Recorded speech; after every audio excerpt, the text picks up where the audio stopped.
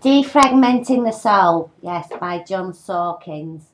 Um, I got it about a couple of days ago and I've read it already.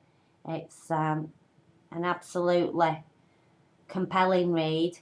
And how much of this is autobiographical and how much is pure fiction, I don't know, because it does mirror the life of the author. According to the autobiography on his site, he suffers from schizophrenia and bipolar, and he was a teacher, as is the character in this book.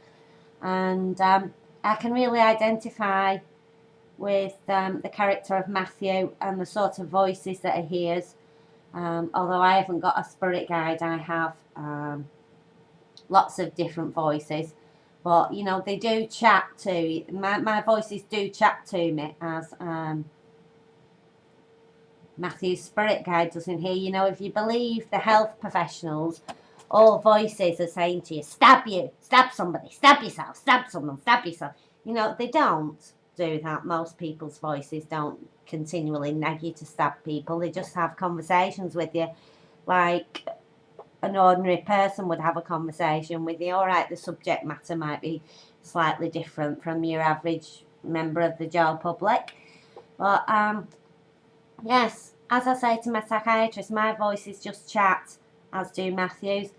I also found it a very useful insight into the world of bipolar. I've got a couple of friends on the internet who suffer from bipolar, and I was never really sure. I grasped the basics of what manic depression was about, you know, that you get hyper and then you get depressed. But I found this was a very useful insight into what it's like being a sufferer. You know, I understand manic depression a lot better now after reading this book. And yes, Defragmenting the Soul. Matthew's spirit guide urges him to defragment his soul, i.e. get rid of all the rubbish out of your brain and out of your, you know, and I think that's a good thing for a lot of people to do. You know, I think Alzheimer's sometimes is caused by people hoarding too much information when they should be particular about what you should forget things on purpose, like what you have for breakfast and unimportant trivia. You should forget that stuff, otherwise your brain gets full just like a computer, you know. And yes, I think a lot of health professionals should read this because, you know, they've got a total warped view of what hearing voices and what schizophrenia is all about.